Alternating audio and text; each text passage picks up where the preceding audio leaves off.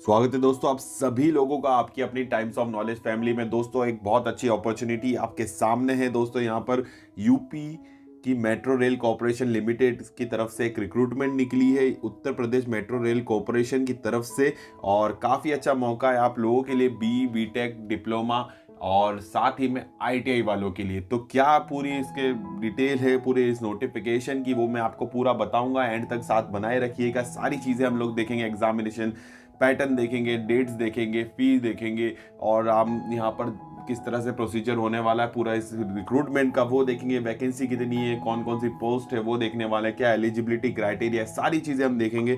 तो चलिए हम स्टार्ट करते हैं इस वीडियो को। तो यहाँ पर देखिए Uttar Pradesh metro rail corporation की तरफ से जो ये नोटिस आया है उसमें हम सबसे पहले इंपॉर्टेंट डेट्स देख लेते हैं। क्या इंपॉर्टेंट डेट्स है? 3 मार्च को ये नोटिस आया था, ठीक है। अब नोटिस 3 मार्च को आया था, हालांकि फॉर्म फिलिंग अभी चालू नहीं हुई है। 11 मार्च से फॉर्म फिलिंग चालू होगी, तो 11 मार्च से आपको ये फॉर्म फिलिंग करनी है। और लास्ट डेट जो इसकी है यहाँ पर फॉर्म फिलिंग की, वो है आपकी 2 अप्रैल, ठीक है। 2 अप्रैल तक आप लोग ये फॉर्म फिल कर पाएंगे। हालांकि यहाँ पर जो इन्होंने एडमिट कार्ड की डेट भी बताई है, तो 10 अप्रैल यहाँ पे एडमिट कार्ड की डेट बताई है। और यहाँ पर एग्जामिनेशन की डेट टेंटेटिव बता रखी है। टेंटेटिव है, चेंज हो भी सकती है, नहीं भी होगी, कुछ भी हो सकता है, बट टेंटेटिव डेट जो बताई है इन्होंने 17 अप्रैल 2021 बता रखी है। यानी कि एग्जामिनेशन आपका तुरंत फॉर्म भरते से उसके बाद होना स्टार्ट हो जाएगा।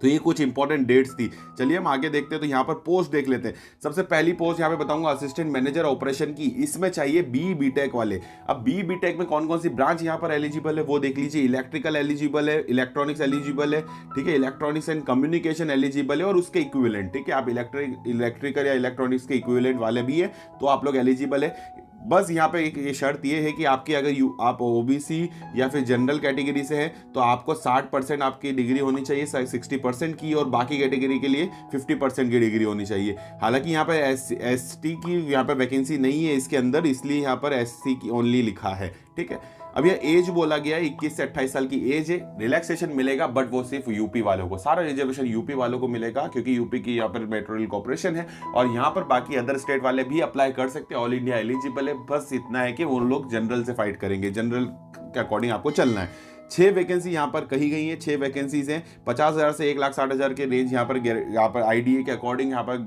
डिसाइड करी गई है। हालांकि आपकी 50 से 60,000 के लगभग आपकी सैलरी स्टार्टिंग में बन जाएगी।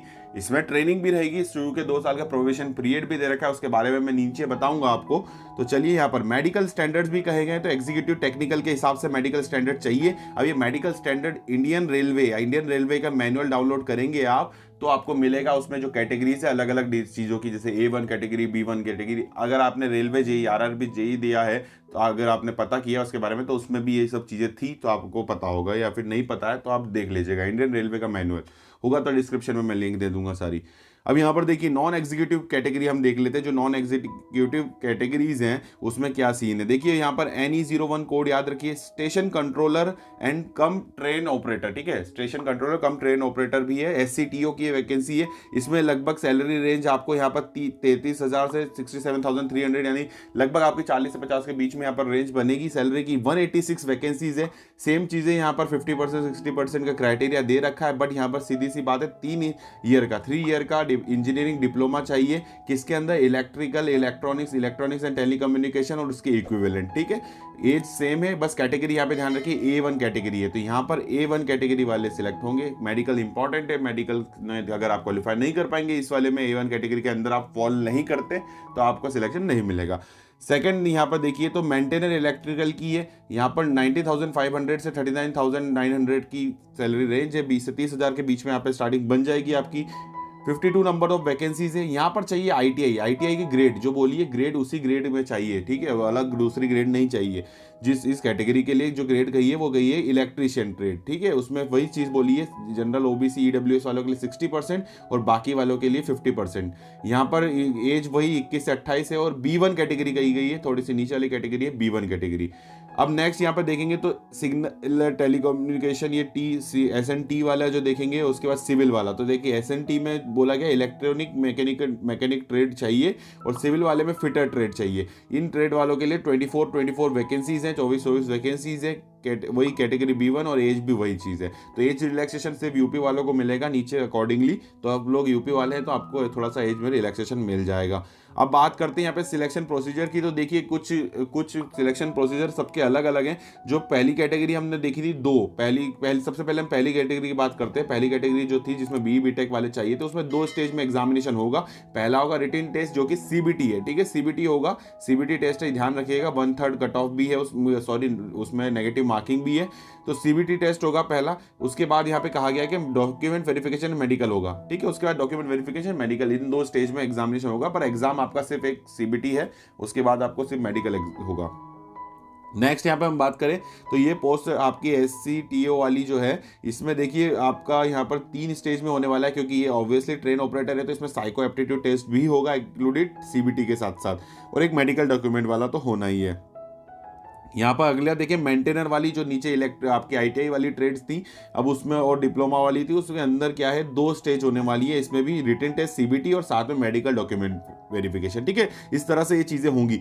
अब यहाँ पर वही चीज़ें बोल रही है, मेडिकल एग्जामिनेशन का आपको क्लियर करना जरूरी है जो भी कैटेगरी में आप फॉल करते हैं। अब यहाँ पे रिटन टेस्ट जो हो रहा है CBT, उसके बारे में थोड़ी सी जानकारी दे रखी है। जैसे कि जो कैटेगरी शुरू की 2 थी, SCTO वाली पोस्ट और आपकी असिस्टेंट वाली जो पोस्ट थी आपकी एग्जीक्यूटिव वाली, सॉरी, और जिसमें BTech वाले चाहिए थे, उसमें 140 क्वेश्चन होने वाले हैं। 140 क्वेश्चन सब एक इक्वल मार्क्स के होंगे, नेगेटिव 1/3 होगी, और यहाँ पर उसके लिए आपको 140 क्वेश्चन रहने वाले हैं, ठीक है। अब रही बात दूसरी वाली जो है, जो आपका बाकी की कैटेगरी थी, उसमें देखिए 100 क्वेश्चन होने वाले हैं, 100 क्वेश्चन इक्वल मार्क्स के होने वाले हैं, इस तरह से। और यहाँ पर जो टाइम दे रखा है वो 2 आवर का दे रखा है, ठीक है, 2 घंटे का पेपर यहाँ पर रहेगा आपका।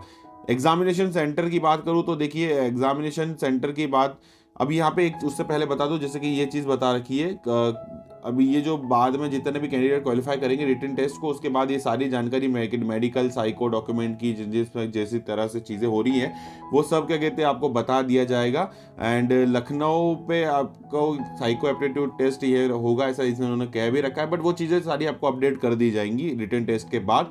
एग्जामिनेशन सेंटर की बात करें तो वो आपको सारे सेंटर्स यहाँ पर बता रखे कहाँ कहाँ एग्जामिनेशन होगा। ये पूरे सेंटर्स आपको इनमें से इसमें से कुछ आपके सेंटर्स एडअप हो सकते हैं, बाद में भी जो भी होगा अपडेट आ जाएगी, बट फिलहाल ये सेंटर्स इन्होंने दे रखे हैं। अब यहाँ पर देखिए श्योरिटी बॉन्ड भी आपको देना है, वो बॉन्ड के बारे में भी आपको दे रखा है चीज़ें, ठीक है। बॉन्ड के बारे में भी यहाँ पे देख लीजिएगा, क्योंकि बॉन्ड यहाँ पर ये लोग रखते हैं, क्योंकि बीच में कहीं भी कैंडिडेट्स छोड़ भी देते हैं, बहुत सारी चीज़ें रहती हैं, प्रॉब्लम्स रहती हैं, तो इन लोगों को बॉन्ड रखते हैं। कई जगह हमने देखा है कि मेट्रो रेल वाले बॉन्ड्स रखे जाते हैं।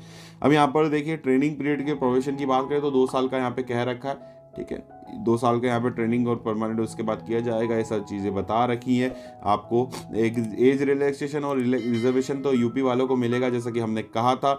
और यहाँ पर फीस की बात करो, देखिए जनरल और OBC वाले को नॉन रिफंडेबल फ़ी 590 रुपीज़ की है, एंड बाकी वो कैंडिडेट को 236 रुपीज़ की फ़ीस रहेंगी, ठीक है। तो इस तरह से यहाँ पर फ़ी रहने वाली है। और यहाँ पर जो अदर स्टेट वाले हैं वो जनरल से करेंगे तो उनके लिए भी 590 वाली ही फ़ी रहने वाली है। तो हाउ टू अप्लाई 10 मार्च के बाद आपका जैसे फॉर्म आएंगे उसके बाद आप एप्लीकेशन फॉर्म फिलअप कर पाएंगे इस तरह से। एंड बाकी कुछ इंपॉर्टेंट चीज़ है तो मैं बता देता हूँ, हालांकि सारी चीज़ें हमने देख ली है। नीचे कुछ सर्टिफिकेट्स हैं जो आपके कास्ट और कैटेगरी वाइज रहेंगी, और वो यूपी के फॉर्मेट में है, तो आप लोगों को इसी फॉर्मेट में सर्टिफिकेट रखना अगर आप यूपी वाले हैं तो, ठीक है। तो ये फॉर्मेट्स दे रखे हैं। तो इस तरह से पूरा ये प्रोसीजर होने वाला है, रिक्रूटमेंट प्रोसेस होने वाला है, आपके सामने है। मैंने यहाँ पर आपको ये नोटिस पूरा बता दिया है, और देख लीजिएगा, तैयारी कर सकते हैं तो कर लीजिएगा इस एग्जामिनेशन की। एंड अगर आप फॉर्म फिलिंग में इंटरेस्टेड हैं इस एग्ज़ाम से रिलेटेड, तो आप ज़रूर कमेंट करके बताइएगा कि हाँ आप लोग एक एग्ज़ाम देने वाले हैं। एंड मिलते हैं नेक्स्ट वीडियो में इसी जगह पर, फिर नई इन्फॉर्मेशन नई अपडेट के साथ आपकी अपनी टाइम्स ऑफ नॉलेज फैमिली में। जब तक के लिए ऐसी मेहनत करते रहिए और अपनी सेहत का ज़रूर ध्यान रखिएगा। चलता हूँ, विदा लेता हूँ सभी लोगों से। जय हिंद, वंदे मातरम।